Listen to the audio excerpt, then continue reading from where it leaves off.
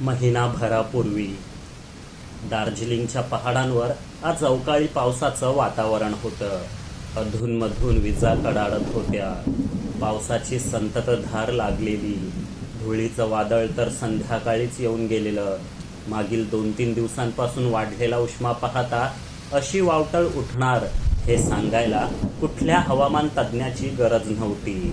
कालच सिलिगुडीला गारांचा पाऊस झाला अशी बातमी होती. इथेही गारपीट होईल असे जाणते लोक म्हणत होते. किर्र रात्रीला लकाकणारी वीज आणखी भयावह वाटायची. अशा वेळी ती दिवाणखाण्यातील मऊशार आणि आरामदायी सोफ्यावर बसून कॉफीचा आस्वाद घेत होती. अधूनमधून काचेपलीकडचं हे रौद्र निसर्गरूप डोळ्यात साठवत मनातले विचार समोरच्या डायरीवर उतरवत होती.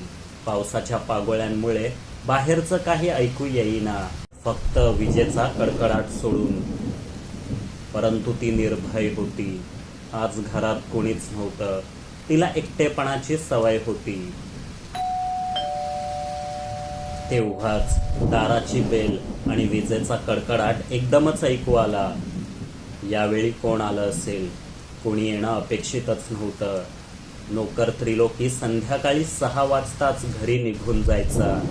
त्याने जातेवेळी तूफान आने वाला है दीदीजी, संभल के रहना असा सल्ला दिला होता.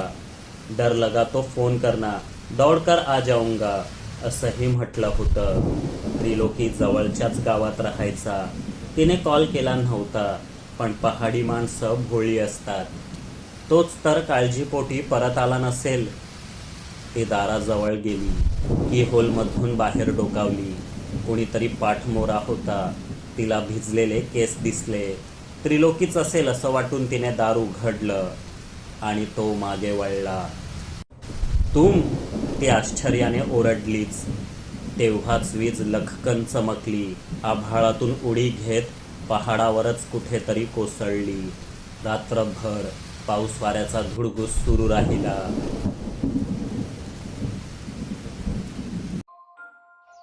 अन्वी फारच थकलेली वाटत होती. काल रात्री पाऊस वाऱ्याने थैमान घातलेलं. कुठे कुठे वीजही कोसळलेली. आजही वातावरण ढगाळच होतं, पण पाऊस नव्हता.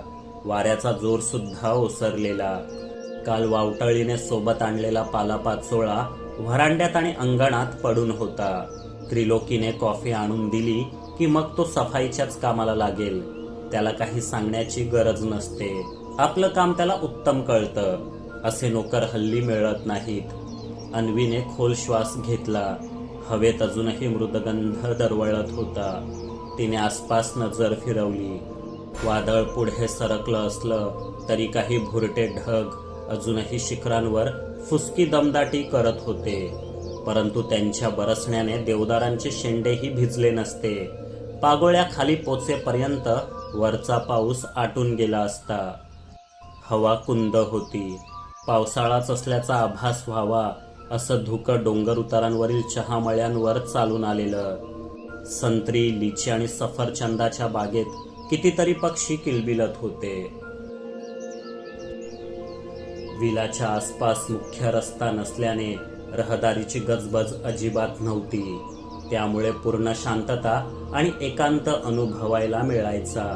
अशा जागी हा कलोनियल पद्धतीचा विला बांधणाऱ्या आपल्या आजोबांचं म्हणजेच अरविंदराय वर्मा यांचं अन्वीला खूप कौतुक वाटायचं. ती अगदी लहान असतानाच ते गेले. त्यामुळे त्यांनी पुरवलेले लाड साहजिकच तिला आठवत नव्हते. पण इथे आलं की आजोबांच्या कुशीत बसल्यासारखं वाटायचं. आजोबांनी दार्जिलिंगमध्ये चहामळे सुद्धा विकत घेतले होते. पुढे अन्वीच्या बाबांनी म्हणजेच अमनराय वर्मा यांनी दिल्लीत त्याच चहाचे स्टोर्स उघडले. बिझनेस उत्तम चालू लागला. त्यांनी दिल्लीत पॉश बंगला बांधला. ते बहुतेक वेळ तिथेच असायचे. फक्त सुट्टीतून इथे यायचे. परंतु पहाडात कनेक्टिव्हिटीचा प्रॉब्लेम असतो. बिझनेसवर परिणाम होऊ शकतो.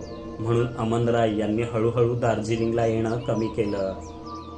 इतक्या श्रीमंत घराण्यातील एकुलती एक कन्या अन्वी नखरेल, वाया गेलेली पार्टीबाज वगैरे असेल असं तुम्हाला वाटत असेल तर चुकताय तुम्ही. ती अगदी याच्या उलट होती. तिला फारसे मित्रमैत्रिणी नव्हते. अभ्यासात ती हुशार. लहानपणापासून वाचनाचा छंद. कदाचित तो आईकडून आला असावा. तिची आई दिल्ली विद्यापीठात हिंदी आणि इंग्रजी साहित्याची लेक्चरर होती. नुकतीच रिटायर्ड झालेली. अन्वीकडे दिल्ली आणि दार्जिलिंग दोन्ही बंगल्यात स्वतःची छोटेखानी लायब्ररी होती. आपल्या पुस्तकांना ती जीवापाड जपत असे. वाचनामुळेच लिहिण्याचाही छंद लागला. ती गझल उत्तम लिहायची. प्रियमवदा या टोपण नावाने तिचे काही कविता संग्रह प्रकाशित झालेले आणि दर्दी रसिकांमध्ये ते लोकप्रियही होते. पुढे तिने त्या गझलांना स्वस्वरात रेकॉर्ड करून व्हिडिओ बनवायला सुरुवात केली. परंतु चेहरा मात्र कधीच दाखवला नाही. त्याऐवजी ती सुंदर निसर्ग दृश्य ठेवत असे. सोबत तिच्या मधाळ आवाजातील गझल आणि शेरोशायरी. पाहता पाहता तिचे 5 लाख सबस्क्रायबर्स कधी झाले हे तिचं तिलाच कळलं नाही. आता चाहत्यांना तिचा चेहरा पाहायचा होता. ती दिसायलाही सुंदर होती. लगेच प्रसिद्धी झोतात आली असती. पण तिला प्रसिद्धी नको होती. पैशांची तर गरजच नव्हती. आपल्या कलेला रसिकांचा उत्स्फूर्त प्रतिसाद मिळतो एवढंच तिला पुरेसं होतं. पण अशा सर्व गुण संपन्न तरुणीत एक दुर्गुण मात्र होता. तिला भयंकर राग यायचा. एकदा कुणावर चिडली की ती त्याचं तोंड देखील पाहत नसे. निदान राग ओसरेपर्यंत तरी नाही. मग ते तिचे मम्मी पप्पा देखील का असेनात. तिच्या या स्वभावाची त्यांना देखील भीती वाटायची. ते फार सांभाळून घेत. तरी कधी काही बिनसलं तर ती सरळ आपली बॅग भरायची, कारमध्ये बसायची आणि दार्जिलिंगला निघून यायची. आठवडाभरापूर्वी ती अशीच इथे पोचलेली. सचिन 2 आठवड्यांच्या सुट्टीवर असल्याने ऑफिसमध्ये बरीच शांतता होती. त्या शांततेचा कंटाळा येऊ लागला की मंग्या उगीचच विशालची छेड काढायचा. मग अस्मादिक आणि झिम्न्या शब्दांचा सढळ हस्ते वापर करत वातावरण पुन्हा मजेदार व्हायचं. अशाच एका शाब्दिक बाचाबाचीनंतर योगने विचारलं, पण आपला जगातील 1 नंबरचा हा गेलाय तरी कुठं? द स्कायस्क्रेपर टॉवर मधल्या भुताटकीचा जबरी धसका घेतलाय त्याने. नॉनसेन्स. काही दिवस चवळी चटक बाबांच्या मठात जाऊन राहतो आणि आत्मशांती प्राप्त करतो असं म्हणालाय मला तो. लिंबाजीने बातमी दिली. त्याला मिळेल रे आत्मशांती. जेवताना इतरांपेक्षा 2 वाट्या बासुंदी जास्त मिळाली तरी आत्मशांती मिळते त्याला. पण चटकानंद बाबांच्या मठात त्याच्या जाण्याने अशांतता माजली असेल त्याचं काय? राजेशने हसत म्हटलं. चटकानंद की चवळी चटक वेड्यांनो, कन्फ्यूज का करताय? किरणने विचारलं. खरं तर दोन्ही नावे बरोबर आहेत असं म्हणालाय झेम्न्या.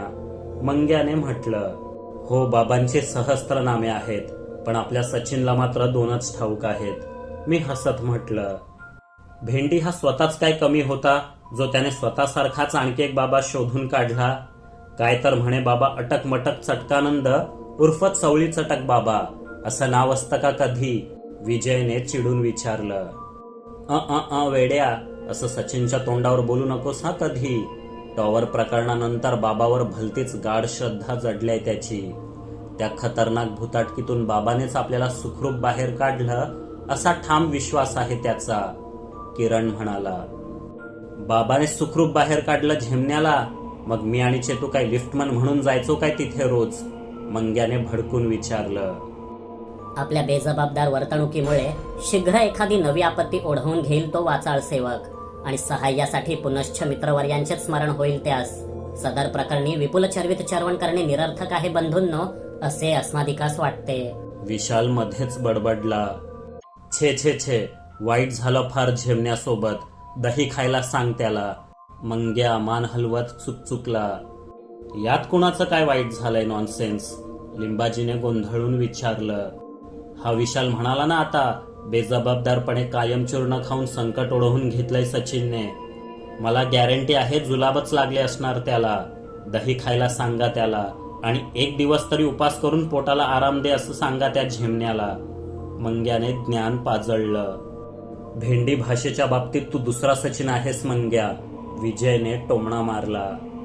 चला तर मग, फालतूगिरी संपली असेल तर मी पुढची केस फाईल वाचून दाखवतो, राजेश म्हणाला. सगळे गप्प बसले. तो वाचू लागला. धर्मेंद्र मेहरा मिसिंग केस. हा चंदीगडचा 30 वर्षीय सॉफ्टवेअर इंजिनियर 4 एप्रिल 2025 पासून बेपत्ता आहे. कुठे जातो काही सांगितलेलं नाही. लास्ट लोकेशन दिल्लीचं आहे. कंपनीतर्फे महिन्यातून 3-4 वेळा तिथे जाणं व्हायचं. मोबाईल वगैरे काही सापडलेला नाही. पोलीस शोधाशोध करत आहेत, पण त्यांच्या कामावर धर्मेंद्रचे आई वडील खुश नाहीत. त्यांना पोराची काळजी लागली आहे. ऑनलाईन सर्च करताना आपल्या डिटेक्टिव्ह एजन्सी बद्दल कळलं. पैशाची चिंता नाही, पण मुलाला लवकरात लवकर शोधून काढा असं त्यांनी म्हटलंय. एकदम सोपी केस आहे ही. मी जातो, सोबत कुणीतरी चला, किरण उत्साहाने म्हणाला. मागील कित्येक दिवसांपासून नवीन तपास मोहिमेकरिता मन आतुर आहे अस्मादिकांचे. अस्मादिक सोबत येत आहेत. तजवीज करा. माझं पण दिल्लीत थोडं काम आहे.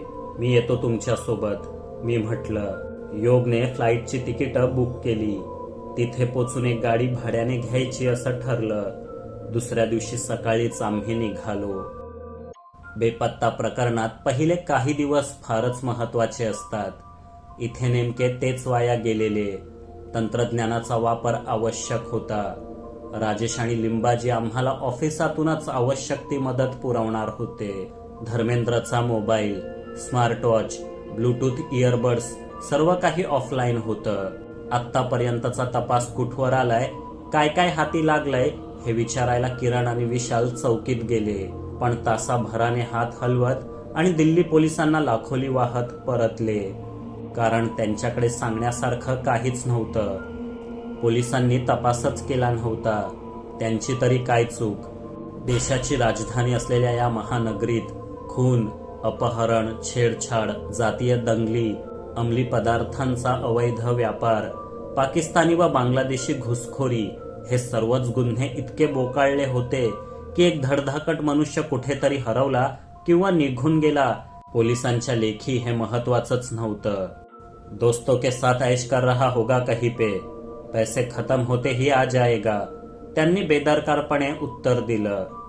आता संपूर्ण तपास आम्हालाच नव्याने सुरू करायचा होता.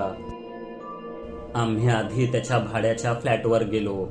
इथे दिल्ली पोलिसांनी शोधाशोध केली होती. काहीच शंकास्पद नव्हतं. पण चार्जर खराब झालेले इयरफोन व इतर गॅजेट्समध्ये दिल की बातें नावाचा हिंदी कविता संग्रह सापडला. प्रियमवदा नावाच्या कुणीतरी लिहिलेला. सहज चाळून पाहिलं तर पहिल्याच पानावर तिची स्वाक्षरी दिसली. मला आश्चर्य वाटलं. एक सॉफ्टवेअर इंजिनियर हिंदी कविता वाचतो. अविश्वसनीय वाटलं तरी अशक्य नव्हतं. कुणाला कसला छंद असेल हे सांगता येत नाही. का कोण जाणे, मी ते पुस्तक बॅगेत टाकलं. तोवर किरणने लॅपटॉप ताब्यात घेतला होता. या लॅपटॉपमध्ये काहीतरी धागादोरा सापडेल असं पोलिसांना का वाटलं नाही याचं आम्हाला आश्चर्य वाटलं. इतर काही कामाची वस्तू सापडली नाही. तेव्हा फ्लॅट बाहेर पडलो. हॉटेलवर परतलो. जेवण झाल्यावर विशालने लॅपटॉप उघडला, पण तो पासवर्ड लॉक होता. आम्ही अंदाजाने काही कॉम्बिनेशन्स वापरली, पण व्यर्थ. मग लिंबाजीला फोन लावला. त्याने दिलेल्या सूचना वापरूनही काम होईना. तेव्हा त्याने त्याच्या ओळखीच्या एका स्थानिक हॅकरला आमच्या मदतीसाठी धाडून देण्याचं ठरवलं. त्या दिवसाचं काम संपवून आम्ही झोपायला आपापल्या खोलीत गेलो. पण नव्या ठिकाणी मला लगेच झोप येत नाही. इथेही कूस बदलून कंटाळा येऊ लागला. तेव्हा बॅगेतून प्रियमवदाचं दिल की बातें बाहेर काढलं आणि वाचू लागलो. कविता छान होत्या. गझल रचनाही सुंदर होती. गझलेतील शेर, मतला, गर्भित अर्थ सर्व काही उत्तम जुळून आलेलं. माझी उत्सुकता वाढली. मी एक एक कविता, एक एक गझल पुन्हा पुन्हा वाचू लागलो. पहाड़ों का दिल अगर पत्थर सा होता, पहाड़ों का दिल अगर पत्थर सा होता, तो उनके रगों से ये नदियां न बहती. वा, मस्तच. माझी उत्सुकता वाढली. लगेच स्मार्टफोनवर दिल की बातें आणि प्रियमवदाबद्दल आणखी शोध घेऊ लागलो. प्रियमवदा हे टोपण नाव असणार नक्कीच, पण तिचं खरं नाव काय, ती नेमकी आहे तरी कोण, वय किती याबद्दल कुठेच माहिती मिळाली नाही. तिचं दिल की बातें या नावाचं युट्यूब चॅनेलही होतं. थोडे थोडके नाही, तब्बल 5 लाख सबस्क्रायबर्स होते. तरी तिने कुठे चेहरा दाखवला नव्हता, ना स्वतःबद्दल काही सांगितलेलं. आवाजावरून मात्र ती 25 ते 30च्या मधली असावी असं वाटत होतं. हे पुस्तक धर्मेंद्रकडे असण्याचा आणि त्याच्या बेपत्ता होण्याचा काही संबंध असेल की हा निव्वळ योगायोग होता.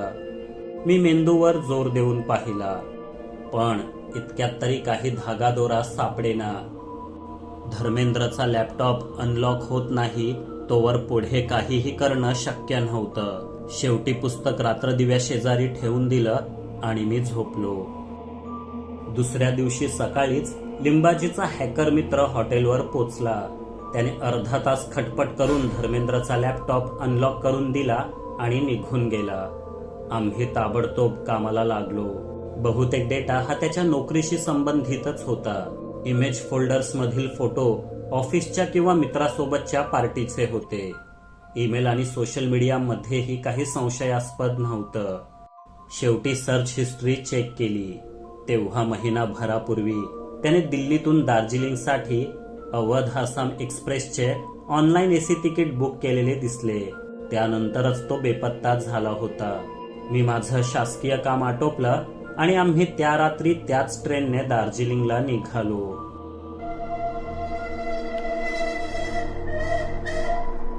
पहाटे वाफेचं इंजिन असलेल्या मिनी ट्रेनमध्ये बसलो. आपसुकच परिणितामधलं कस्तो माझ्या हे गाणं आठवलं. दिवस उन्हाळ्याचे असले तरी पहाडी हवेत गारवा होता. डोंगर उतारावरचे हिरवेगार चहामळे टीव्हीवर पाहिलेल्या चहाच्या जाहिरातींची आठवण करून देत होते. हवेत तजेला होता.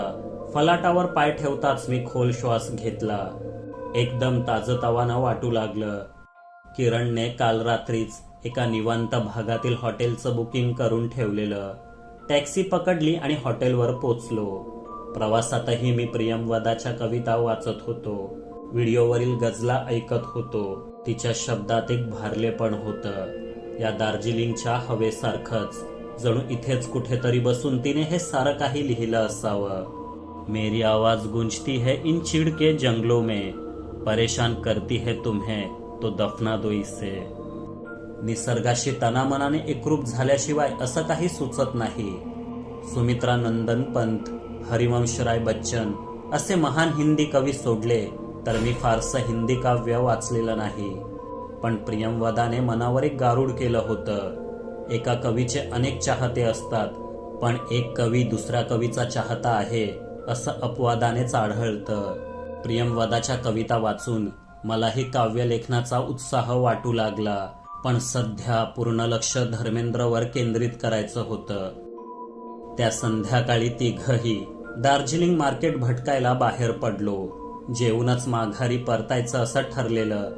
झुकझुक करत धीम्या गतीने पुढे जाणारी आगगाडी, भाज्या फळे सुकामेव्याची हारीने मांडलेली दुकानं, ड्रॅगन मार्केट, हाँगकाँग मार्केट, शाली मफलर कानटोप्या असे टिपिकल पहाडी कपडे घातलेले लोक, पुढे खाऊ गल्लीत वाफाळलेल्या मोमोज आणि चटणीचा तिखट गंध.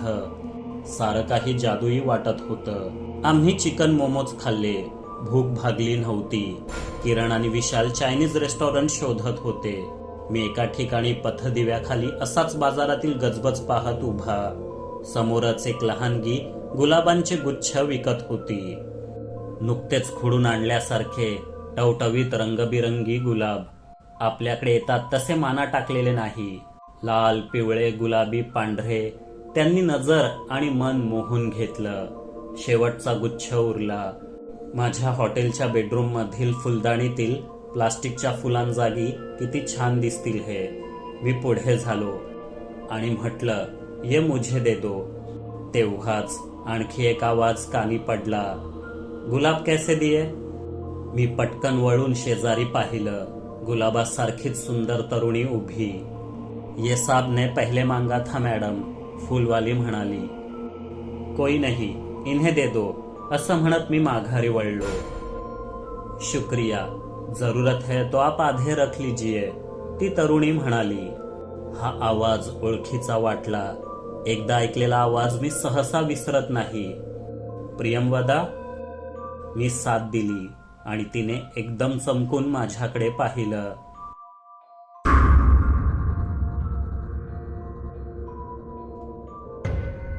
या कथेचा पुढील भाग आताच पाहण्यासाठी जॉईन बटनावर क्लिक करा.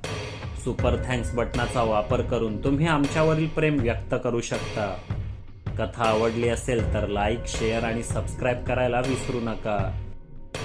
लवकरच पुन्हा भेटू. तोपर्यंत पाहत रहा आपली दुनियादारी आणि स्वतःची काळजी घ्या. जय हिंद, जय महाराष्ट्र.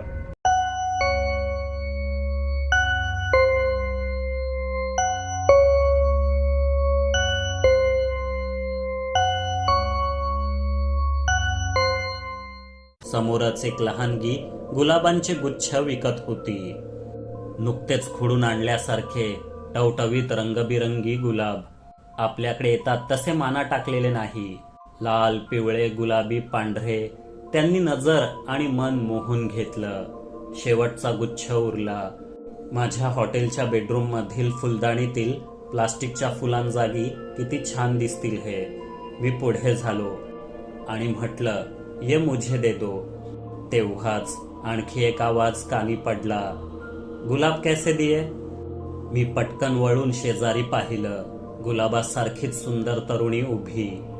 ये साब ने पहले मांगा था मॅडम, फुलवाली म्हणाली. कोई नहीं, इन्हें दे दो, असं म्हणत मी माघारी वळलो.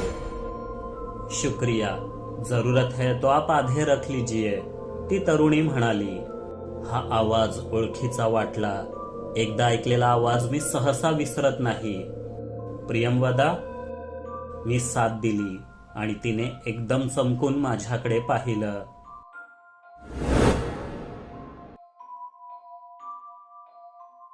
कौन प्रियमवदा? आप कोई और समझ रहे हो मुझे.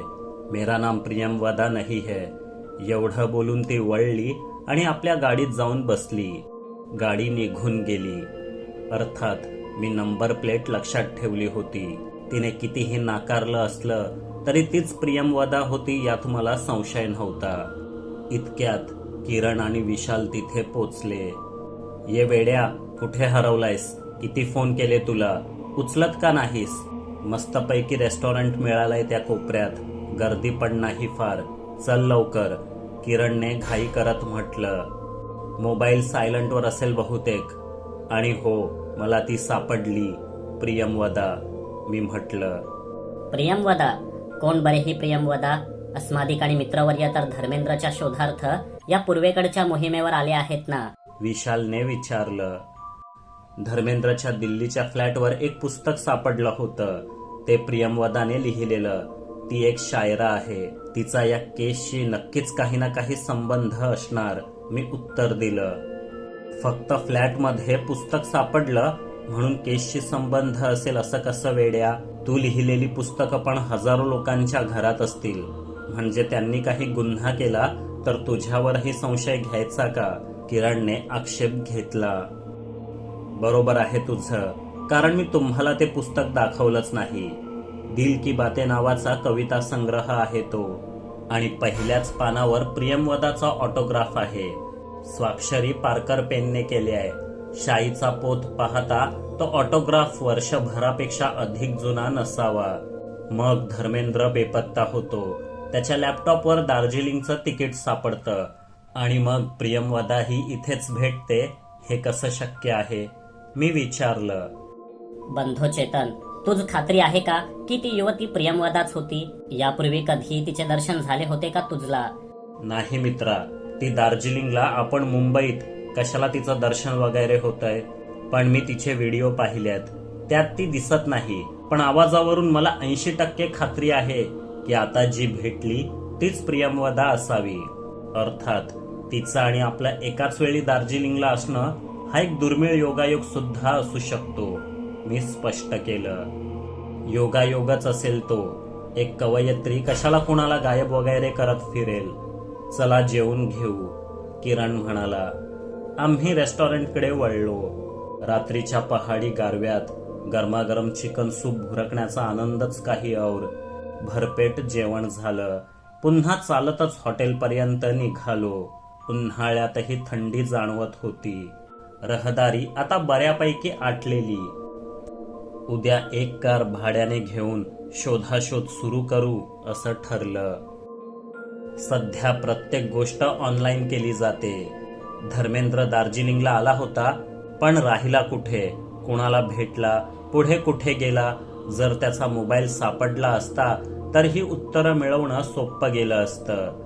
त्याच्या मोबाईल नंबरची कॉल हिस्ट्री मिळवली. त्यात दार्जिलिंगच्या घूम भागातील एका रिसॉर्टचा नंबर मिळाला. 2 एप्रिलला म्हणजेच धर्मेंद्र इथे पोचला त्या दिवशी त्याने या नंबरवर 2दा फोन केला होता. अर्थात तो फोन रूम बुक करण्यासाठीच असणार. आम्ही त्या रिसॉर्ट स्टर्लिंगवर पोचलो. हे एक 3 स्टार महागडं रिसॉर्ट होतं. दिवसाचं भाडं 12,500 ते 15,000. जेवणाचे वेगळे. तिथल्या मॅनेजरकडे चौकशी केली. धर्मेंद्रचं नाव ऐकताच तो चिडला. म्हणाला, फ्रॉड था सर वो. 1 हफ्ता स्टे किया था यहाँ पे. 1 लाख के ऊपर बिल बन गया. फिर अचानक से गायब. सामान भी नहीं था रूम पर. आपको मिल जाए तो हमें भी बता दीजिए, देख लेंगे उसको. आम्ही होकारार्थी मान हलवली.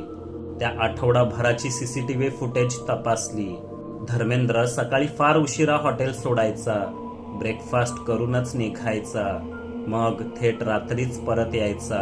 महागडी विस्की, वाईन वगैरे रूमवर मागवायचा. त्याच हँगओव्हरमुळे सकाळी उशिरा उठत असेल. तो रिसेप्शन जवळ रोज वेगवेगळ्या भागांची चौकशी करत असे. काहीतरी किंवा कुणाला तरी शोधत असावा. प्रियमवदालाच तर नसेल, पण तिचा आणि त्याचा काय संबंध? काही चाहते माथे फिरू असतात. आपल्या आवडत्या सेलिब्रिटीजना पाहण्यासाठी, भेटण्यासाठी ते काहीही करू शकतात. त्यांचा पिच्छा पुरवतात. धर्मेंद्रही असाच प्रियमवदाच्या मागावर आला असेल तर, पण बेपत्ता कसा झाला काहीच कळत नव्हतं. एक चांगला गुप्तहेर कधीच तुटपुंज्या माहितीवरून निष्कर्षापर्यंत पोचण्याची चूक करत नाही. हे तर 100 वाटांपैकी कुठली तरी एक पकडून आपल्या मुक्कामापर्यंत पोचण्याची फोल अपेक्षा करण्यासारखं झालं. भरकटण्याचीच शक्यता अधिक. आम्ही आणखी तपास करायचं ठरवलं.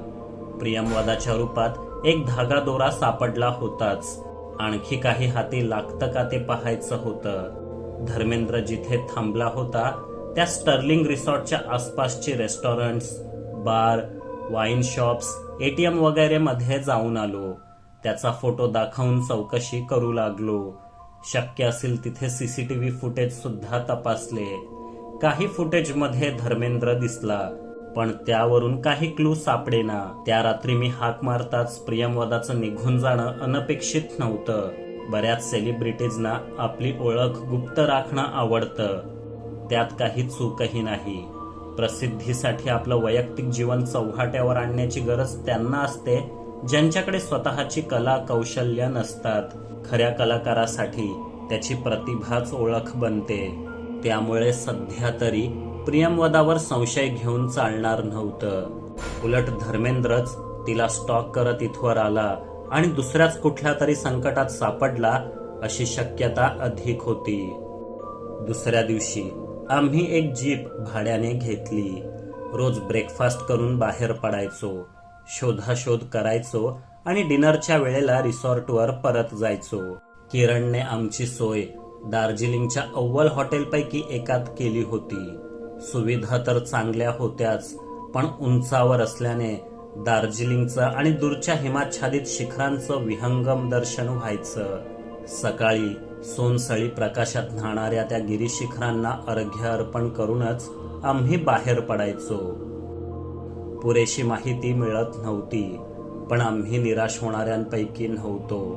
काम करता करताच दार्जिलिंगचं निसर्ग सौंदर्य, संस्कृती, खाणंपिणं यांचा जमेल तसा आस्वाद घेत होतो.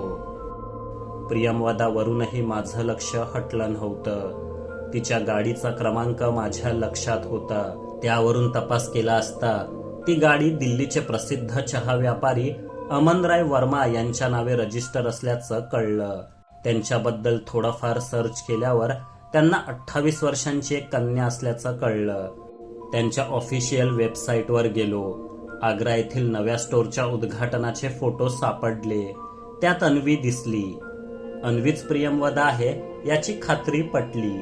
इतक्या श्रीमंत घरातील एकुलती एक तरुण मुलगी जी कवयित्री सुद्धा आहे, आपली खरी ओळख गुप्त राखण्याचा प्रयत्न करते, यात काही नवल नव्हतं. सर्व मार्गच खुंटले आहेत असं वाटत असताना एक महत्वाची माहिती हाती लागली.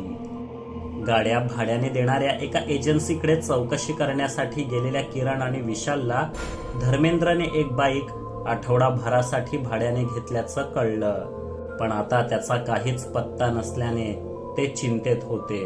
तो बाईक घेऊन पळून गेला असं वाटून एजन्सीने दार्जिलिंग पोलिसांकडे तक्रार केली होती.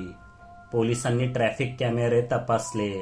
बाजारातून तो घाटीकडे जाताना दिसला होता, परतला मात्र नाही. आम्ही त्याच रस्त्याने जीप घेऊन निघालो. बाजारातून शहराबाहेर हा रस्ता चहामळ्यांकडे जात होता. तिथे श्रीमंतांचे बंगले होते, पण दरम्यान उंच घाटी होती. इथून कोणी कोसळला तर थेट स्वर्गातच. धर्मेंद्रला दारूचा नाद होता हे त्याच्या हॉटेल मॅनेजरने सांगितलंच होतं. त्याच नशेत बाईक चालवताना स्वारी गडबडली तर नसेल. घाटीत अधेमध्ये काही दुकानं, धाबे वगैरे होते. आम्ही एका धाब्यावर दुपारच्या जेवणासाठी थांबलो. जेवणाची ऑर्डर दिली. तासभर तरी लागणार होता. तेवढ्या वेळेत काय करायचं? अचानक अस्मादिकांमधील गुप्तहेर जागा झाला. तो म्हणाला, बंधू चेतन, अज्ञातवासी धर्मेंद्रने याच मार्गाने घाटीकडे प्रयाण केले होते, तर तोही अशाच एखाद्या भोजनगृहावर श्रमपरिहार आणि क्षुधा शांतीसाठी घटिकाभर थांबला असेल असा अस्मादिकांचा कयास आहे. अस्मादिकांचा काय आहे? किरणने गोंधळून विचारलं. कयास आहे मित्रा, कयास आहे. सबब अस्मादिक या क्षुधा शांती गृहाच्या यजमानांशी वार्तालाप करून मोहिमेशी निगडीत काही महत्वाचे हाती लागते का हे पाहण्याच्या विचारात आहेत. विशाल पुटपुटला. मग जा की वेड्या, कुणी अडवलंय तुला? फक्त तुझी भाषा ऐकून धाबा मालक दरीतोडी घेणार नाही याची काळजी घे. किरण हसू दाबत म्हणाला. अस्मादिक मोठ्या ऐटीने काउंटरपाशी गेले आणि धर्मेंद्रचा फोटो दाखवून विचारू लागले, नमस्ते व्यवस्थापक जी, क्या एक अत्यावश्यक कार्य में आप हमारी सहायता करेंगे? अस्मादिक पूछना चाहते हैं कि इस छायाचित्र में दिखने वाले व्यक्ति को आपने इसी स्थल पर इससे पूर्व कभी देखा है? कृपया ध्यान से देखिए महोदय, यह संदिग्ध युवक पिछले 1 मास से अज्ञात है. यदि आप इसे ढूंढने में हमारी सहायता करें तो अस्मादिक आपके प्रति आजीवन उपकृत रहेंगे. ही अतिशुद्ध हिंदी ऐकून धाबेवाल्याचे धाबे दणाणले. तोंडाला फेस आला. हिंदी में बोलो असं तरी कसं म्हणायचं? कोणत्या भाषेत उत्तर द्यावं या चिंतेने थरथरणारी जीभ आवरून त्याने फोटोवर लक्ष केंद्रित केलं. घाटीतून जाणाऱ्या या महामार्गाकडच्या धाब्यावर रोज शेकडो लोक जेवून जायचे. सकाळी कोण येऊन गेलं ते संध्याकाळी लक्षात राहत नाही, तर महिनाभरापूर्वी आलेला माणूस काय लक्षात राहणार? पण डोक्यात गेलेली माणसं लक्षात राहतात. फोटो पाहताच धाबेवाल्याचा चेहरा रागाने लाल झाला. हाच तो मनुष्य जो महिनाभरापूर्वी बाईकवरून इथे आला होता. साध्या साध्या गोष्टींवरून त्याने वाद घातला. बिरयानी में नमक कम क्यों है? तंदूरी चिकन ठीक से भुना क्यों नहीं है? कोल्ड ड्रिंक पर 5 रुपए ज्यादा क्यों लगाए हैं? कितनी तकलीफें थी उसको, समझाने की कोशिश की, गाली गलोच हुई, फिर झगड़ा भी हुआ. तंदूर में रोटियां सेकने वाला बहादुर तो मारने के लिए दौड़ा था उस हरामी को, लेकिन बाकी लोगों ने बीच में आकर रोक दिया. पुलिस में कंप्लेन करूंगा ऐसी धमकी देकर वो चला गया, लेकिन फिर लौटा ही नहीं. धाबेवाल्या हरमीत सिंगने माहिती दिली. मी हे सगळं डायरीत नोंदवलं. नवीन ठिकाणी कधीच स्थानिकांशी वैर ओढवून घेऊ नये, पण बरेच पर्यटक अशी चूक करतात. भांडण टोकाला पोचून या धाबेवाल्याने आणि त्याच्या माणसांनीच धर्मेंद्रचा काटा काढला असेल तर मी माझ्या संशयितांच्या यादीत त्यांची नोंद केली. जेवण बेचवच होतं, पण दर माफक होते. घाटातून अवजड वाहने चालवणारे ड्रायव्हर्स, क्लीनर्स ही यांची रोजची गिराहिकं. त्यांच्या चवीपेक्षा उदरभरणाकडे अधिक लक्ष. तेव्हा फारशी कुरकुर न करता पुढे निघालो. आपण एक काम करायला हवं मित्रांनो. धर्मेंद्रचा आणि बाईकचा फोटो, बाईकचा नंबर यांचे पोस्टर बनवून पूर्ण दार्जिलिंगमध्ये लावूयात. कुणाला ना कुणाला नक्कीच काहीतरी माहिती असेल. गाडी चालवता चालवता किरण म्हणाला, अलबत अस्मादिक सहमत आहेत या प्रस्तावाशी. यथोचित माहिती देणाऱ्यास दशसहस्त्र रुपयांचे इनाम सुद्धा जाहीर करू. विशालने म्हटलं. मी सुद्धा होकार दिला. घाटीच्याच मार्गाने चहामळ्यांकडे निघालो. इथे श्रीमंतांचे ऐसपैस बंगले, चहाच्या इस्टेट्स, काही ठिकाणी उंच दाट राने वगैरे होती. पहाडांवर ढगांमुळे ऊन सावलीचा खेळ चाललेला. आमची जीप संथ गतीने वळणावळणांचा रस्ता कापत आणखी उंचावर निघाली. कुठे चाललो होतो, का चाललो होतो ठाऊक नाही, पण बरं वाटत होतं. डोक्यात इतर विचारही होते. इथल्या प्रशस्त चहामळ्यांमध्ये किंवा शिखरावरच्या दाट रानामध्ये कुणी धर्मेंद्रचं अपहरण केलं किंवा हत्या केली असेल तर त्याचा पत्ता आम्ही कसा लावणार. किरणने गाडी रस्त्याकडेला थांबवली. वाह, काय मस्त वातावरण आहे यार. कधी कधी वाटतं रिटायरमेंट नंतर आपण पहाडात असाच एक बंगला बांधून राहावं, स्नोफॉल बघत चहाचा आनंद घ्यावा आणि उरलेलं आयुष्य निवांतपणे जगावं. किरण म्हणाला. अस्मादिकांचे मनोरथही असेच आहे बंधू किरण, परंतु अस्मादिकांना गिरीशिखरांवर नाही तर शांत समुद्रकिनारी आपल्या मनीचे राज्य वसवायचे आहे. विशालने धुसर झालेल्या चष्म्याच्या काचा पुसत म्हटलं.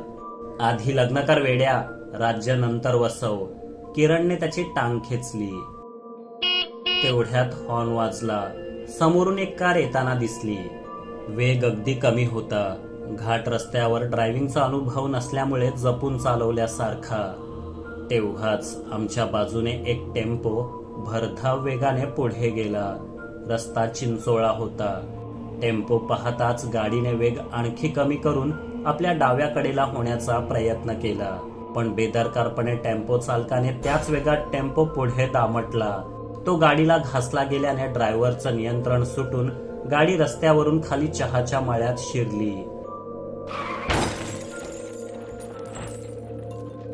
टेम्पोवाला न थांबता पुढे निघून गेला. आम्ही मदतीला धावलो. जवळ जाताच मी गाडी ओळखली. ही प्रियमवदाची कार होती. तीच चालवत होती. एअरबॅग उघडलेली. तिच्या डोक्याला दुखापत झाली असावी. डोक्यावरून खाली वाहणाऱ्या रक्ताने दुपट्टा भिजलेला.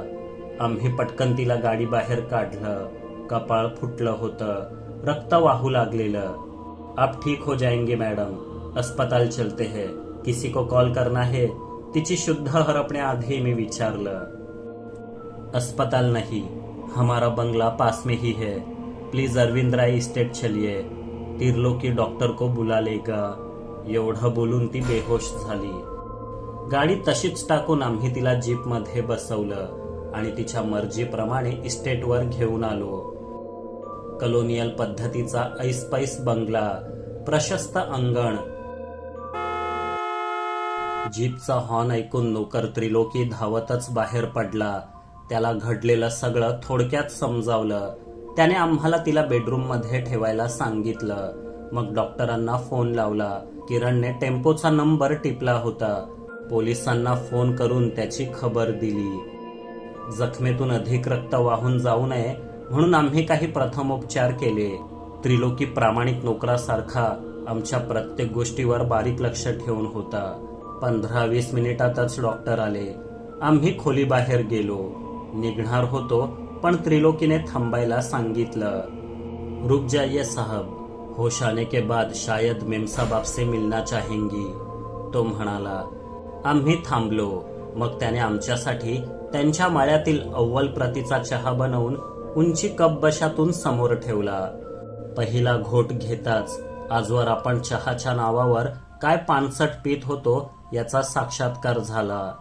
ये चाय इतनी अच्छी क्यों है, किरण ने विचारलं. ये 1 नंबर वाली चाय है साहब, जो ज्यादातर विदेशों में बेची जाती है. यहाँ पर मिलती है वो 4-5 नंबर वाली होती है. इस चाय का दाम सोने के बराबर है. त्रिलोकीने रहस्य उलगडलं. बंधू चेतन, आपणही इथे एक चहामळा खरेदी करावा असे अस्मादिक सुचवू पाहतात. विशाल डोळे बंद करून चहा भुरकत म्हणाला. तेव्हाच डॉक्टर बाहेर आले. म्हणाले, अन्वी मैडम को होश आ गया है, आप मिल सकते हैं उनसे. घबराने की कोई जरूरत नहीं. टकराव की वजह से कंकशन हुआ था, ज्यादा सीरियस नहीं है. मेडिसिन लिख कर रखी है, 2 दिन आराम करने के लिए कहिएगा. त्रिलोकीने सर्व समजल्यासारखी मान डोलावली. मग प्रियमवदाला भेटायला गेला. 2 मिनिटात बाहेर आला आणि म्हणाला, मेम साहब ने आपको अंदर बुलाया है. आम्ही आत गेलो. तिनेही मला पाहता क्षणीच ओळखलं. आम्ही बाजारात एकदा भेटलो होतो. आप सबका बहुत शुक्रिया. वक्त पर ना आते तो शायद ज्यादा खून बहने से तबीयत और बिगड़ जाती. क्या आपका नाम जान सकती हूँ? तिने धीम्या स्वरात विचारलं. बिल्कुल. ये है मेरे दोस्त विशाल और किरण, और मेरा नाम है चेतन. हम तीनों जाने माने 9 घोष डिटेक्टिव्ह एजन्सी का हिस्सा है. हे ऐकताच अन्वी आणि त्रिलोकी दोघे किंचित चमकले. तसं तर आम्ही गुप्तहेर आहोत हे ऐकून बहुतेक जणांची प्रतिक्रिया अशीच असते. तो डिटेक्टिव जी, आप दार्जिलिंग में कैसे और प्रियमवदा के बारे में कैसे जानते हैं? तिने सावरून विचारलं. एक केस के सिलसिले में आए थे. आपकी गजलें सुनता हूँ, दिल की बातें पढ़ी है. मैं खुद एक कवि हूँ. उस दिन बाजार में आपको आवाज से पहचान लिया था. मी काहीच न लपवता सांगितलं. तो फिर आप बहुत अच्छे जासूस है. हाँ, मैं ही प्रियमवदा हूँ, लेकिन ये जाहिर नहीं करना चाहती. उम्मीद है आप भी इसे राज ही रखेंगे. तो कहाँ ठहरे है डिटेक्टिव्ह साहब? तिने विचारलं. मी रिसॉर्टचं नाव सांगितलं. ते ऐकून ती म्हणाली, आपकी वजह से जान बची है हमारी. हर्ज ना हो तो हम मेहमान नवाजी करना चाहेंगे आपकी. क्या आप हमारे गेस्ट हाऊस में रुक सकते हैं? आमच्या शोध मोहिमेच्या दृष्टीने हे बरंच होतं. मी लगेच होकार दिला. त्रिलोकीने सर्व सोय करून दिली. त्यांचं गेस्ट हाऊस आमच्या 3 स्टार रिसॉर्ट रूम पेक्षा कितीतरी पट राजेशाही आणि आरामदायी होतं. तो दिवस अन्वीने आरामातच घालवला. आम्ही मात्र रात्री आमच्या गेस्ट हाऊस बाहेर शेकोटी पेटवून थंडीचा आस्वाद घेत होतो. पहाडांची हीच मजा आहे. पूर्ण देश वैशाख वाणव्यात होरपळत असताना इथे पारा दुपारी सुद्धा 15 अंश सेल्सिअसच्या वर जात नव्हता.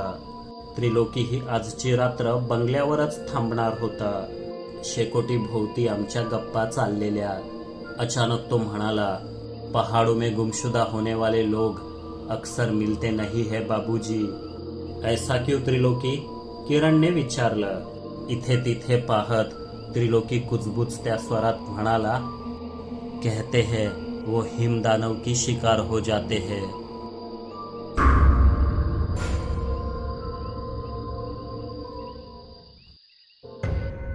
या कथेचा पुढील भाग आताच पाहण्यासाठी जॉईन बटनावर क्लिक करा. सुपर थँक्स बटनाचा वापर करून तुम्ही आमच्यावरील प्रेम व्यक्त करू शकता. कथा आवडली असेल तर लाईक, शेअर आणि सबस्क्राईब करायला विसरू नका. लवकरच पुन्हा भेटू. तोपर्यंत पाहत रहा आपली दुनियादारी आणि स्वतःची काळजी घ्या. जय हिंद, जय महाराष्ट्र.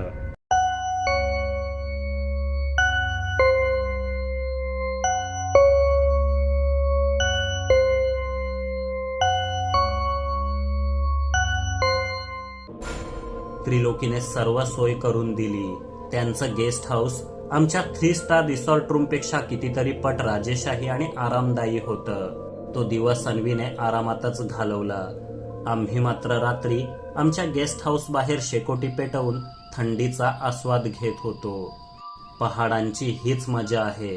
पूर्ण देश वैशाख वाणव्यात होरपळत असताना इथे पारा दुपारी सुद्धा 15 अंश सेल्सिअसच्या वर जात नव्हता. त्रिलोकी ही आजची रात्र बंगल्यावरच थांबणार होता. शेकोटी भोवती आमच्या गप्पा चाललेल्या.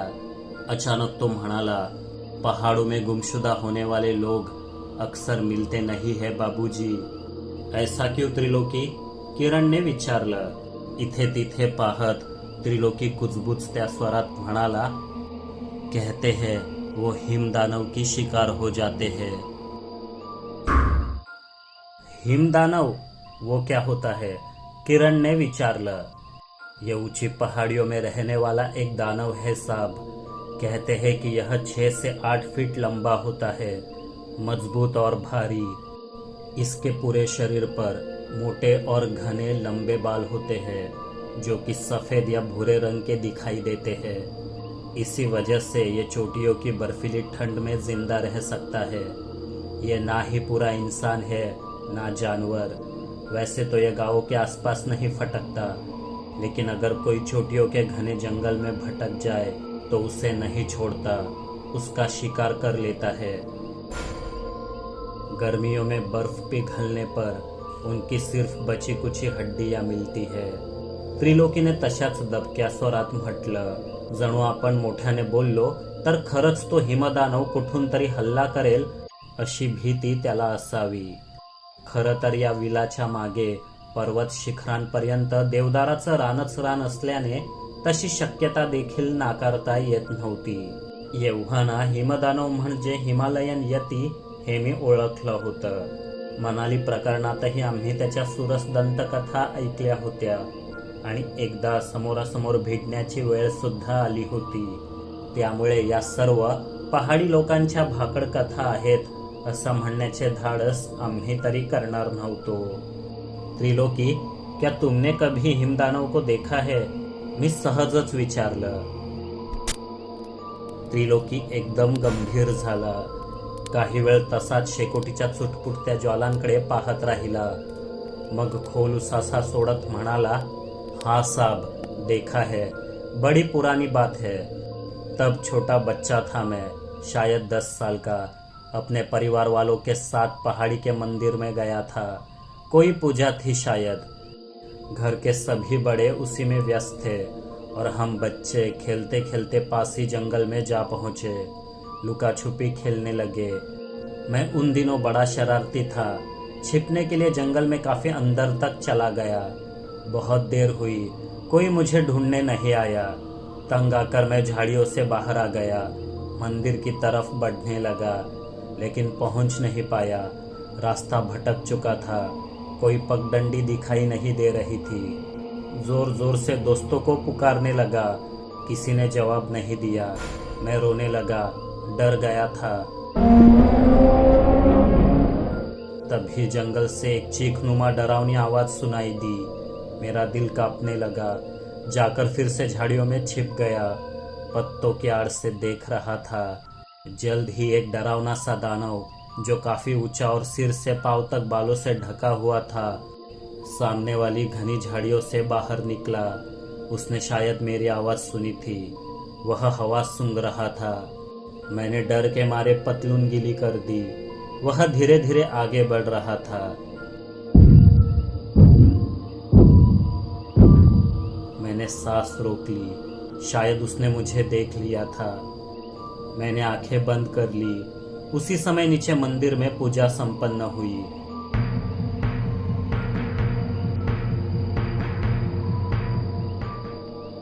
ढोल जोर जोरों से बजने लगे। शोरगुल बढ़ गया। कुछ लोग मेरी तलाश में आते होंगे शायद। वह दानव खतरा महसूस कर फिर से झाड़ियों में लापता हो गया। मैंने राहत की सांस ली। कुछ मिनटों में लोग वहां पहुंच गए। मैं बाहर निकला। पिताजी ने एक जोर का तमाचा लगाया, फिर गले से लगा लिया। जब मैं नहीं मिला तो दूसरे बच्चों ने जाकर बड़ों को बुला लाया था। अगर वो उस दिन समय पर नहीं पहुंचते तो शायद त्रिलोकी आज आपके साथ यहाँ बैठा नाही होता। त्रिलोकीने त्याची थरार कथा संपवली। यतीशी सामना झालेले आणि सुदैवाने बचावलेले अनेक लोक या पहाडात आपली कथा सांगायला अजूनही जिवंत होते।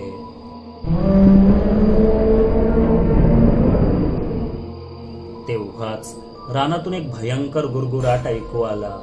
तो हिमकोल्ह्यांचा, बिबट्याचा की यतीचा हे सांगणं कठीण होतं, पण आम्ही लगेच शेकोटी विझवली आणि झोपायला केबिनमध्ये गेलो। पण मी जागाच होतो, टेबलापुढे बसून रात्रदिव्याच्या उजेडात धर्मेंद्रच्या अचानक बेपत्ता होण्याची संभाव्य कारणे शोधत। पहिलं कारण, बिल न दिल्यामुळे हॉटेलवाल्यांनी त्याला गायब केलं असेल। दुसरं, धाबेवाल्यांकडून रागाच्या भरात काही बरं वाईट झालं असेल। तिसरं, दारूच्या नशेत तो स्वतःच बाईकवरून दरीत कोसळला असेल। चौथं, तो प्रियमवदाला भेटायला आला आणि पुढे त्यांच्यात काहीतरी अनपेक्षित घडलं। एक पाचवी संभाव्यता देखील होती, धर्मेंद्र हिमदानवाच्या तावडीत सापडला असेल तर। टेबला शेजारीच खिडकी होती। मी बाहेर पाहू लागलो। एका बाजूला चमचमतं दार्जिलिंग शहर, तर दुसऱ्या बाजूला मिट्ट काळोखात बसलेले डोंगर. त्यांच्यावरील दाट वनराईत कितीक रहस्य दडली असतील. रात्र चढत गेली तसा गारठा वाढू लागला. मग मी पण झोपलोच. पाखरांच्या किलबिलीने सकाळी लवकरच जाग आली. सूर्योदय पाहण्यासाठी खिडकीत जाऊन उभा राहिलो. पर्वतांमागून सूर्यबिंब हळूहळू वर येत होतं. मी काही फोटो सुद्धा काढले.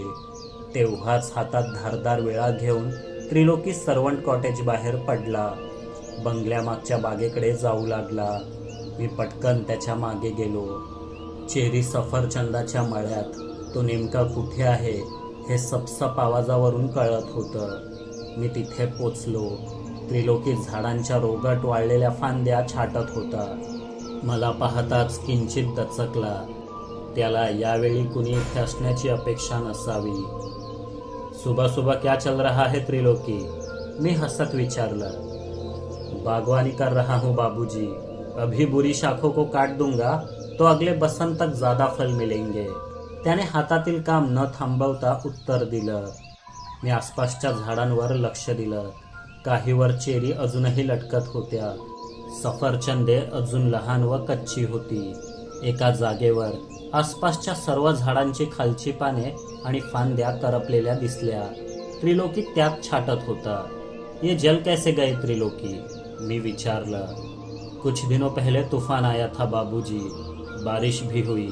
शायद बिजली गिरी होगी. त्याने उत्तर दिलं. मी पुढे काही विचारलं नाही. एका मध्यम उंचीच्या झाडाला हलकासा धक्का दिला. लाल चुटूक चेरींचा पाऊस कोसळला. मी त्या जमा करून खिशात ठेवल्या आणि गेस्ट हाऊसवर परतलो. इतर नोकर चाकर आले होते. ते संध्याकाळी घरी परत जात आणि सकाळी लवकर येत. अन्वीला आता बरं वाटत होतं. तिने आम्हाला चहासाठी बोलावलं. अर्ध्या तासात तिघही तयार होऊन गेलो. अंगणातच झाडांच्या सावलीत टेबल मांडलेलं. नानाविध पदार्थ ब्रेकफास्टसाठी तयार होते. सोबत दार्जिलिंगचा 1 नंबर चहा. अन्वी शेजारी तिची डायरी आणि पेन कायम तयारच असायचं. अर्ध पान तिच्या सुंदर अक्षराने भरलेलं. कदाचित ती नवी गझल लिहित असावी. अर्धा चहा पिऊन झाल्यावर कप खाली ठेवत तिने विचारलं. तो चेतन जी, आपने कहा आप भी कवि है. हिंदी में लिखा है कुछ? कोशिश की थी पर मज़ा नहीं आया. अपनी जुबान का जायका किसी और जुबा में कहा. मी हसत म्हटलं. फिर भी कुछ तो सुनाइए, हम सुनना चाहते हैं. तिने हनुवटी हाताच्या मुठीवर ठेवून आग्रह केला. नकार कसा देणार? मी गळा स्वच्छ केला आणि बऱ्याच वर्षांपूर्वी कधीतरी रचलेले शेर आठवू लागलो. है क्यों मिली ये दिल लगी विरासत में, नमक सा दर्द ही तो मांगा था हमने. थोड़ी मुसीबतों से कोई शिकायत ना थी. थोड़ी मुसीबतों से कोई शिकायत ना थी. हर रोज फंसी है जालिम जान मुश्किल में. दिक्कत नहीं है हमें उन भूली बिसरी बातों से. दिक्कत नहीं है हमें उन भूली बिसरी बातों से. तंग तो वो वादे करते हैं जो भूले नहीं जाते. सांसों को रुकने की इजाजत अगर होती. सांसों को रुकने की इजाजत अगर होती. हवाओं से आपकी खुशबू ही छान लेते. सुना है शब झगड़ रही थी कल रोशनदानों से. सुना है शब झगड़ रही थी कल रोशनदानों से. जिसमें तेरी परछाई हो बस वो अंधेरा ही दे दे. बस वो अंधेरा ही दे दे. थोडा वेळ कोणीच काही बोललं नाही. मला हिंदीत गझल लिहिता येते हे किरण आणि विशाललाही ठाऊक नव्हतं. विशालच्या हातातील चहात भिजलेली नानकटाई टपकन तुटून पुन्हा पेल्यात पडली तेव्हा सर्व भानावर आले. क्या बात है चेतन जी, सच में आप हिंदी गजल नहीं लिखते? लिखते तो शायद हिंदुस्तान के बेहतरीन शायरों में से एक होते. अन्वी ने कौतुक केलं. आप भूल रही हैं अन्वी जी, मैं शायर नहीं डिटेक्टिव हूँ. मी हसत म्हटलं. हाँ याद आया. तो हो गई आपकी केस सॉल्व जिसके लिए आए थे? तिने विचारलं. जल्द ही हो जाएगी. आपकी तबीयत कैसी है अब? किरण ने विचारलं. ठीक ही है. थोड़ा दर्द होता है सिर में लेकिन पहले से तो ठीक है. तिने उत्तर दिलं. विशालजी, आप कुछ क्यों नहीं बोलते? अन्वीने शांत निखाऱ्यावर फुंकर मारली. अस्मादिक बोलते हैं महोदया, अवश्य बोलते हैं, किंतु हमारे मित्र और आप जैसी प्रतिभावान कवयत्री के दरमियान जो साहित्य रसपूर्ण वार्तालाप चल रहा है, अस्मादिक अपनी कला रहित रुचिहीन बातों से उनमें खलल नहीं डालना चाहते. अपितु आप संभाषण जारी रखिए, ऐसी कामना अस्मादिक सहृदयता के साथ करते हैं. विशालने विनम्रतापूर्वक शुद्ध हिंदीत उत्तर दिलं. अन्वीचा आपल्या कानांवर विश्वासच बसेना. मराठी माणसांचं हिंदी इतकं चांगलं नसतं असं आजवर तिने ऐकलं होतं. पण मागच्या 5 मिनिटात या गैरसमजावर 2 अणुबॉम्ब पडले होते. ती एकदम खळखळून हसू लागली. माफ कीजिए विशाल जी, इतनी हिंदी तो मुझे भी नहीं आती. पहाडांवर रेंगाळणारे काळे ढग हटल्यावर एकदम स्वच्छ सूर्यप्रकाश पडावा तसं वातावरण निवळलं होतं. चेतन जी, सुना है आप कहानियां भी अच्छी लिखते हैं, तो हमें कब सुना रहे हैं? चहापान आटोपल्यावर अन्वीने विचारलं. एक नई कहानी लिख रहा हूँ, कल रात तक पूरी हो जाएगी. फिर यहीं पर चांदनी रात में महफिल जमाएंगे. मी म्हटलं. जैसा आप कहे. अन्वीने संमती दिली आणि चहापान आवरलं.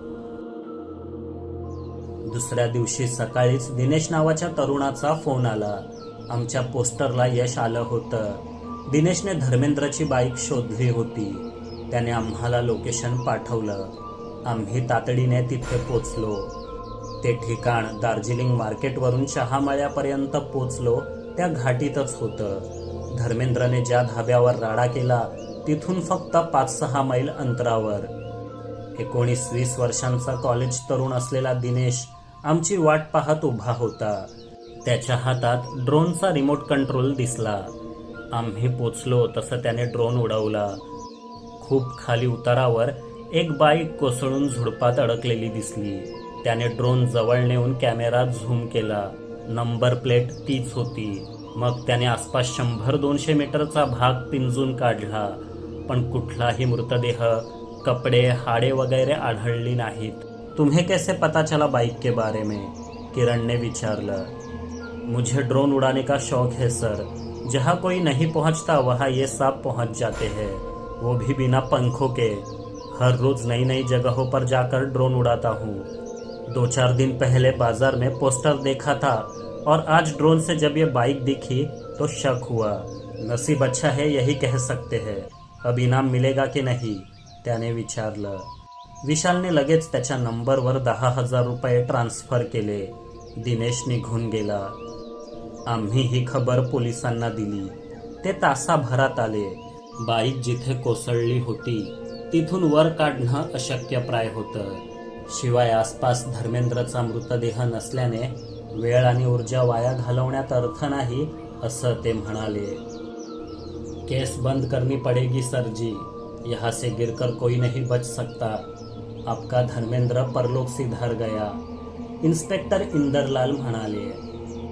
परलोक सिधार गया तो फिर लाश कहाँ पर है? किरण ने चमकून विचारलं.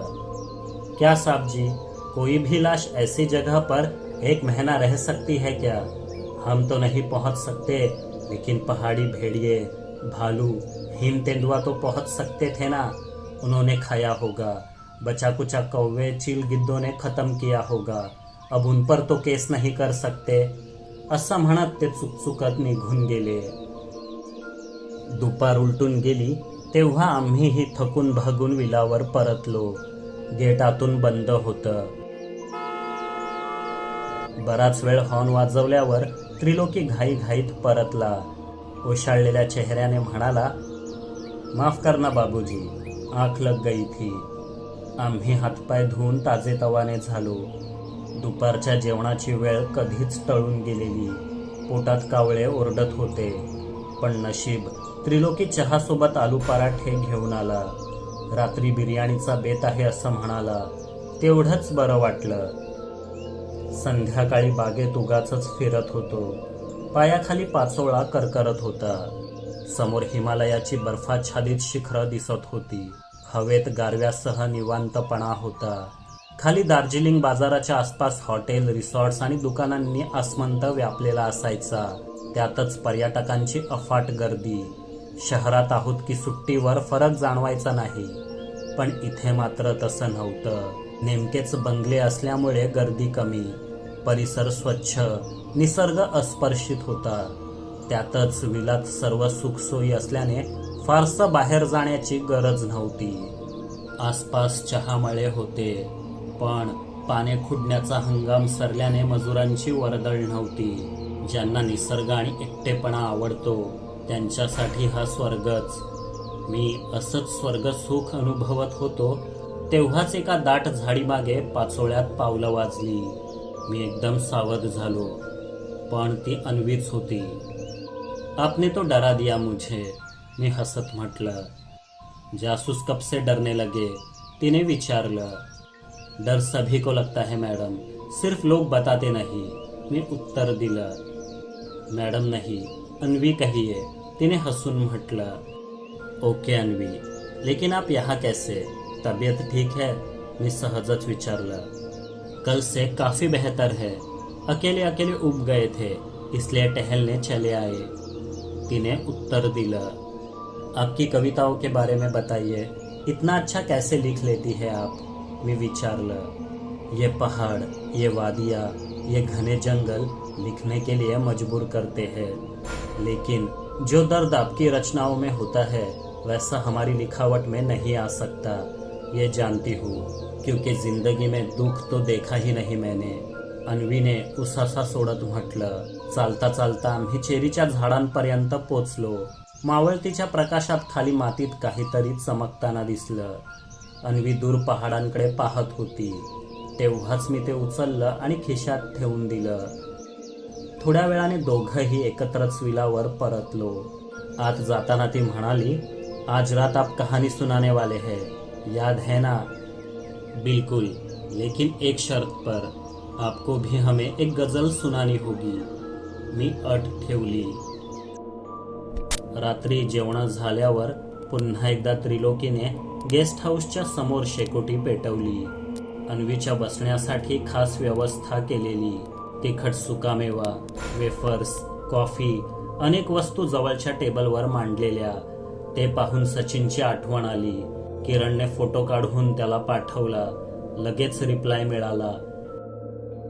बटाट्यांनो, येताना सगळं पार्सल घेऊन या होलसेलमध्ये. अन्वी आपली गजलेची डायरी सोबतच घेऊन आली होती. त्रिलोकी खाली हिरवळीवर बसला. आज आभाळ निरभ्र होतं. आम्ही स्वेटर घालूनही कुडकुडत होतो. त्रिलोकी मात्र सदऱ्यावरच बसलेला. अन्वीलाही फारशी थंडी जाणवत नसावी. तिने एक फरमास गजल ऐकवली. त्यातील शेर दिलखेच होते. व्हिडिओतील आवाजापेक्षा तिचा खरा आवाज वेगळा पण छान वाटला. आमच्या फरमाईशीवरून तिने आणखी 1-2 गजला ऐकवल्या. काही शेर असे होते की कायम लक्षात राहावेत. मेरे गुनाहों की रूह मेरे गजल में बसती है शायद, मेरे गुनाहों की रूह मेरे गजल में बसती है शायद, सुनते ही इरशाद जो आप दिल थाम लिया करते हैं. पूछो ना मिजाज हमारे ढाई कयामत है हर दिन, पूछो ना मिजाज हमारे ढाई कयामत है हर दिन, वो देते हैं झूठी तसल्लियाँ और हम सुकून पाया करते हैं, वो देते हैं झूठी तसल्लियाँ और हम सुकून पाया करते हैं. मी कौतुकासाठी शब्द चाचपडत होतो. तेव्हाच विलामधून काहीतरी कोसळण्याचा आवाज ऐकू आला. पण तिथे तर आता कोणीच नव्हतं. सगळे ताडकन उठून उभे राहिले. आम्ही तिघं धावत आत गेलो. एक खिडकी उघडी दिसली. तिची झडप अजूनही हालत होती. चोर असावा आणि इथूनच पळाला असेल. पण लक्ष आरशाकडे गेलं आणि आम्ही हबकलोच. कारण तिथे रक्ताळलेल्या हाताचा पंजा होता आणि त्याखाली रक्तानेच लिहिलेलं, धर्मेंद्र जिंदा है.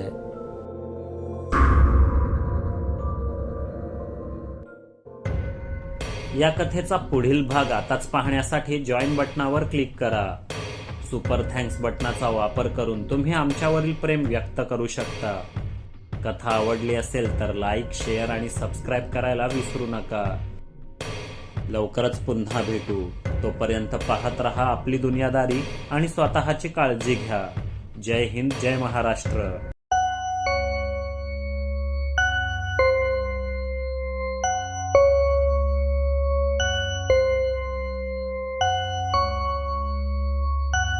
पूछो ना मिजाज हमारे, ढाई कयामत है हर दिन. पूछो ना मिजाज हमारे, ढाई कयामत है हर दिन. वो देते हैं झूठी तसल्लियाँ और हम सुकून पाया करते हैं. वो देते हैं झूठी तसल्लियाँ और हम सुकून पाया करते हैं. मी कौतुकासाठी शब्द चाचपडत होतो, तेव्हाच विलामधून काहीतरी कोसळण्याचा आवाज ऐकू आला. पण तिथे तर आता कोणीच नव्हतं. सगळे ताडकन उठून उभे राहिले. आम्ही तिघं धावत आत गेलो. एक खिडकी उघडी दिसली. तिची झडप अजूनही हालत होती. चोर असावा आणि इथूनच पळाला असेल. पण लक्ष आरशाकडे गेलं आणि आम्ही हबकलोच, कारण तिथे रक्ताळलेल्या हाताचा पंजा होता आणि त्याखाली रक्तानेच लिहिलेलं, धर्मेंद्र जिंदा है.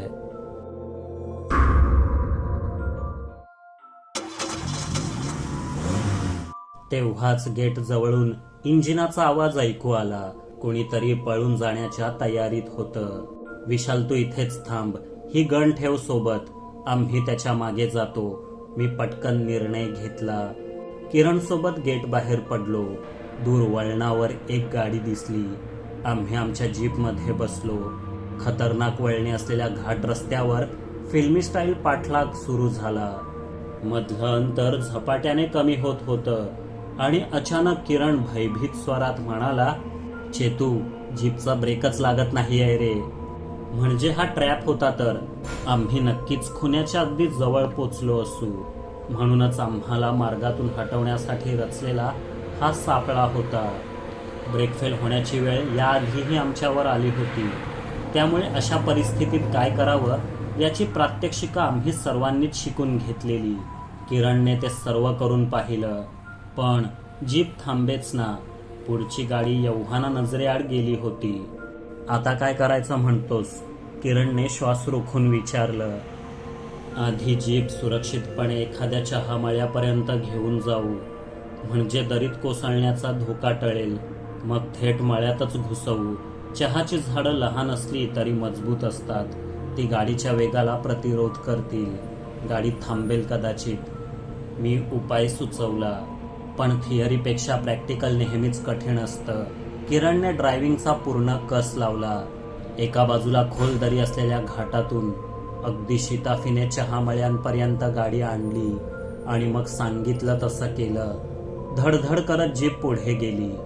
फांद्या मोडून पडल्या. लग्नात डोक्यावर अक्षता पडाव्यात तशी चहाची कापलेली पानं दोन्ही बाजूनी उडू लागली. पण अखेर जीप थांबली. आम्ही सुटकेचा निश्वास सोडला. चालतच रस्त्यावर आलो. अन्वीला फोन लावला. तिने आमच्यासाठी ड्रायव्हरसह एक गाडी धाडण्याची व्यवस्था केली. चहामळ्यात अडकलेली जीप काढून घेण्यासाठी त्रिलोकीला सांगितलं. त्याने आपल्या माणसांना फोन केला. पुन्हा विलावर परतलो. अन्वी, त्रिलोकी आणि विशाल व्हरांड्यात वाट पाहत उभे. आम्ही ठीक आहोत हे पाहून त्यांना बरं वाटलं. त्रिलोकी थोडा घाबरलेला दिसला. आज की कहानी कल सुनाऊंगा अन्वी जी, मी खुर्चीवर अंग टाकत म्हटलं. कोई बात नहीं प्रोफेसर, हमने आपके कुछ वीडियो देख लिए हैं. आप कहानी का अंत हमेशा अच्छा करते हैं. इस कहानी का भी जरूर होगा. असं काहीतरी बोलून ती झोपायला निघून गेली. रात्री 3-3:30ला झोपल्यावर सकाळी लवकर जाग येणं शक्यच नव्हतं. तरी बाहेरची गडबड ऐकून उठावंच लागलं. त्रिलोकी आणि विलातील इतर नोकर चाकर मागच्या अंगणात उभे राहून मोठमोठ्याने बोलत होते. आम्ही डोळे चोळत तिथे पोचलो. जवळच अन्वी सुद्धा उभी होती. क्या हुआ है? किरणने चौकशी केली. नोकरांचा जमाव बाजूला झाला आणि समोर 8 फूट लांब 3-4 फूट रुंद खड्डा खोदलेला दिसला. ये किसने किया और क्यों? मी विचारलं. काल संध्याकाळी अन्वी आणि मी इथेच रपेट मारत होतो, तेव्हा तर नव्हता हा खड्डा. वही तो सब पूछ रहे हैं बाबूजी, किसने और कब बनाया ये गड्ढा? त्रिलोकी ने उत्तर दिलं, हमें नहीं लगता त्रिलोकी कि अब हमारा यहाँ पर रहना सेफ है। हम 2 दिन में दिल्ली वापस चले जाएंगे, अन्वीने उदास स्वरात म्हटलं आणि तिथून निघून गेली. तो दिवसभर ती कोणाशीही बोलली नाही. आपल्या डायरीत उद्विग्नपणे काहीतरी खरडत राहिली. रात्री जेवणासाठी देखील येईना. त्रिलोकी जेव्हा खोलीवर तिला बोलावण्यासाठी गेला तेव्हा रागाच्या भरात तिने फुलदाणीच फेकून मारली. तो थोडक्यात बचावला, पण या गोष्टीचं त्याला दुःख, आश्चर्य वाटलेलं किंवा राग आलेला दिसला नाही. कदाचित त्याला तिच्या अशा स्वभावाची सवय असेल. शेवटी मीच तिची समजूत काढायला गेलो. नशीब यावेळी तिने काही फेकून मारलं नाही. अगर आपने खाना नहीं खाया तो हम भी भूखे रहेंगे. क्या आप आपके मेहमानों को भूखा रखना चाहेंगी? मी म्हटलं. ही मात्रा लागू पडली. तिचा नाईलाज झाला. थोड्याच वेळाने ती डायनिंग टेबलवर येऊन बसली. त्रिलोकी आणि नोकरांनी भराभर वाढायला घेतलं. जेवण अप्रतिम होतं, पण अन्वीचं लक्ष नव्हतं. आजही वारं सुटलेलं. दूरवर पहाडात विजा लकाकताना दिसल्या. अगदी हलकी सर येऊन गेली. त्यामुळे आमचा शेकोटी भोवती बसण्याचा प्लॅन बारगळला. आम्ही वरांड्यातच खुर्च्या टाकून बसलो. त्रिलोकीने कॉफी आणून दिली. मग तोही एका टेबलवर तिथेच बसला. जरा भराने अन्वी सुद्धा येऊन बसली. तिचा सुंदर चेहरा मनातील खळबळ व्यक्त करत होता. तिने नजरानजर न होऊ देता म्हटलं, मुझे कुछ बताना है प्रोफेसर जी. कहिए, हम सुन रहे हैं, मी म्हटलं. लेकिन मॅडम जी, त्रिलोकीने मध्येच बोलण्याचा प्रयत्न केला, पण अन्वीने त्याला हातानेच गप्प राहण्याची खूण केली. सब कुछ पहले से बताना जरूरी है, इसलिए कहानी थोड़ी लंबी हो सकती है. साल भर पहले की बात है. हमारी गजलें, कविताएं बहुत मशहूर हो रही थी. चैनल को भी काफी अच्छा रिस्पांस मिल रहा था. धर्मेंद्र हमारी गजलों का बड़ा फैन था. हर वीडियो पर उसकी 10-10 कमेंट्स आती थी. बहुत अच्छा लिखता था. तारीफ किसे पसंद नहीं होती. फिर जब हमने दिल की बातें का इंस्टाग्राम हैंडल शुरू किया तब उसके डीएम आने लगे. बंदा दिखने में बुरा नहीं था, बातें भी अच्छी करता था. वो हमें सिर्फ एक बार मिलना चाहता था. उसने कई बार रिक्वेस्ट भेजी. आखिरकार हम तैयार हो गए. दिल्ली के एक बड़े रेस्टोरेंट में हम पहली बार मिले. वह काफी अच्छे से पेश आया. बहुत तारीफ की हमारी लिखावट की. फिर हम कई बार मिले. वह हमें पसंद आने लगा. हमने अपनी एक किताब ऑटोग्राफ करके उसे गिफ्ट की थी. उस किताब को वह हमेशा अपने साथ रखता था. दोस्ती बढ़ रही थी, लेकिन उससे वह प्यार समझ बैठा. एक बार पापा ने हमें साथ देख लिया. उन्हें भी यही लगा कि हम धर्मेंद्र से प्यार करते हैं, बल्कि ऐसा नहीं था. धर्मेंद्र के साथ रहकर हमें उसकी कई बुराइयां पता चली. वो काफी शराब पीता था, हर किसी से झगड़ा मोल लेता था. वह हमारे प्यार के काबिल नहीं था. फिर पता चला कि वो सिर्फ हमारे नहीं और कई सेलिब्रिटीज के पीछे पड़ा है, जिसमें ज्यादातर औरतें ही है. उससे जान छुड़ाने के लिए हमने मिलना बंद कर दिया. मोबाइल नंबर तो दिया था ही नहीं. बातें डीएम के जरिए ही होती थी, वह भी बंद कर दिया. फिर उसने हमारे वीडियोस पर गंदे कमेंट डालना शुरू किया. हमने वो सब डिलीट कर दिए. लेकिन धर्मेंद्र ने किसी तरह से हमारे घर का पता कर लिया और बाहर निकलते ही पीछा करने लगा. इससे तंग आकर हम दार्जिलिंग चले आए. लेकिन पता नहीं कैसे वह उसी रात यहाँ पर भी आ पहुंचा. मैंने त्रिलोकी समझकर दरवाजा खोला. बाहर धर्मेंद्र खड़ा था. हमने उसे जाने के लिए कह दिया. वो झगड़ने लगा. काफी कहा सुनी हुई. वह शादी के लिए मना रहा था. मैंने कह दिया वो तो सपने में भी नहीं होगी. इस पर भड़क कर वह मारने के लिए दौड़ा. मैंने तुरंत ही दरवाजा बंद कर लिया. उसका सिर दरवाजे से टकराया होगा शायद. वह चिल्ला रहा था, रो रहा था, लेकिन मैंने दरवाजा नहीं खोला. काफी डर गई थी. उस दिन आंधी तूफान था. किसी ने कुछ नहीं सुना होगा. धीरे धीरे उसकी आवाज बंद हो गई. मुझे लगा वह चला गया होगा. सुबह जब त्रिलोकी आया तो देखा कि सर पर लगी चोट की वजह से धर्मेंद्र दरवाजे के सामने ही मरा पड़ा था। अनजाने में मेरे हाथों खून हो गया था। डर से कांपने लगी थी। पुलिस को फोन लगाने वाली थी कि त्रिलोकी ने रोक लिया। समझाने लगा, लाश को ठिकाने लगा देते हैं मैडम जी, किसी को कुछ पता नहीं चलेगा। फिर उसने विला के पीछे बड़ा सा गड्ढा खोदकर धर्मेंद्र की लाश वहां दफना दी। उसकी सब चीजें हमने आग में जला दी ताकि कोई ट्रैक न कर सके। फिर देर रात त्रिलोकी धर्मेंद्र की बाइक को घाटी पर ले जाकर फेंक आया। अब कोई उसकी तलाश में आता भी है तो लगेगा कि वह खाई में गिरकर मर गया। कुछ हफ्ते गए, मेरा डर धीरे धीरे कम होने लगा, लेकिन जब भी मैं आंगन में जाती तो उस जगह को देखकर अपने पापों का एहसास होता। फिर आप यहाँ आए, धर्मेंद्र के बारे में छानबीन करने लगे। त्रिलोकी को अपने दोस्तों से इस बारे में पता चला। आगे संयोगवश हमारा एक्सीडेंट हुआ और आप यहाँ तक आ पहुंचे। आपकी तलाश कहाँ तक पहुंची है ये जानने के लिए हमने जानबूझकर आपको यहाँ रहने का न्योता दिया। उस दिन जब आप धर्मेंद्र की बाइक का पता करने गए थे तब हमने गेस्ट हाउस छान मारा। आपका लैपटॉप खोलने की भी कोशिश की, लेकिन कुछ पता न चला। तभी आप आ गए। तरीच त्या दिवशी गेट उघडायला उशीर केला या त्रिलोकीने आणि आपल्याला म्हणतो कसा आंख लग गई थी।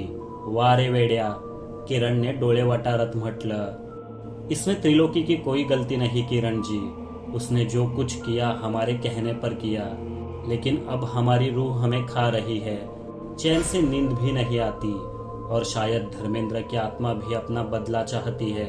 इसीलिए उस दिन आईने पर खून से उसने लिखा होगा कि मैं जिंदा हूँ। आज तो वह कब्र भी खुदी हुई निकली जिसमें उसे दफनाया था, लेकिन लाश का तो पता ही नहीं। मैं और सह नहीं सकती, आप पुलिस को बुलाइए, हम गुनाह कबूल कर लेंगे। इतकं बोलून अन्वी उर्फ प्रियमवदा उंजळीत डोळे लपवून रडू लागली। त्रिलोकी ही कासावीस झालेला दिसला। पुलिस को बुलाकर कुछ फायदा नहीं होगा अन्वी जी, आपको जेल नहीं होगी क्योंकि असली खुनी तो पकड़ा जा चुका है। मी बॉम्ब टाकला। अन्वी आणि त्रिलोकी दोघांना धक्का बसला।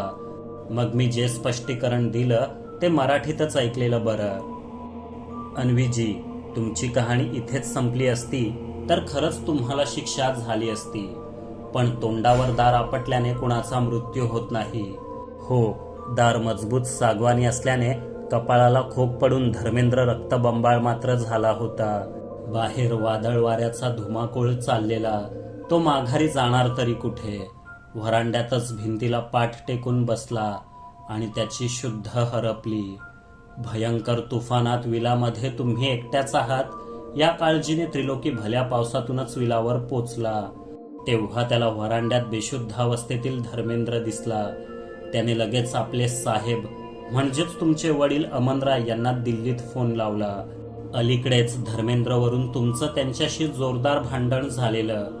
तुम्ही प्रेमात आहात आणि त्याच्याशी लग्न वगैरे कराल अशी त्यांना धास्ती होती, पण धर्मेंद्र तुमच्या लायक नाही हे त्यांना कळलं होतं। दिल्लीतील प्रसिद्ध हिरे व्यापारी माणिक सराफ यांच्या मुलाशी त्यांना तुमचा विवाह लावायचा होता, पण तुम्ही मात्र नकार दिलात। हे सर्व धर्मेंद्रमुळेच होतंय असं त्यांना वाटलं। धर्मेंद्रचा काटा काढण्याची ही नामी संधी होती। शिवाय तुमच्या हातून खून झाला असं दाखवून, तुम्हाला घाबरवून पुढे आपलं प्रत्येक म्हणणं ऐकण्यासाठी ते भागही पाडणार होते। म्हणूनच त्यांनी त्रिलोकीला धर्मेंद्रला ठार मारण्यास सांगितलं, पण पापभीरू त्रिलोकी ते करू शकला नाही। पण साहेबांची आज्ञा तरी कशी मोडणार?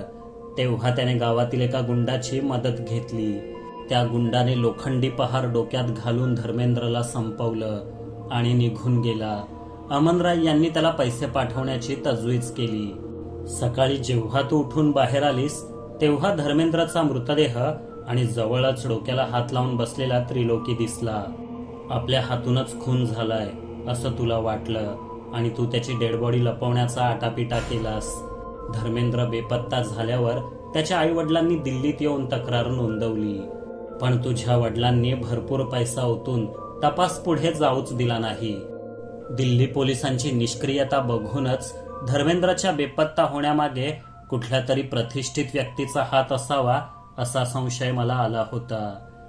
पोलिसांनी तपास केला नाही तेव्हा नाईलाजाने धर्मेंद्रच्या आईवडिलांनी ही केस आम्हाला सोपवली. तपास करत आम्ही दार्जिलिंगला पोचलो. बाजारात आपली योगायोगाने भेट झाली. मी फक्त एक चाहता म्हणून तुला प्रियमवदा नावाने हाक मारली, पण तू अशी दचकलीस जणू कुणी खून करतानाच पाहिलं असावं. आमच्या मराठीत एक म्हण आहे, चोराच्या मनात चांदणं. एकीकडे आम्ही धर्मेंद्र किंवा त्याचा मृतदेह सापडतो का ते शोधत होतो, तर दुसरीकडे तुमच्यावरही लक्ष ठेवून होतो.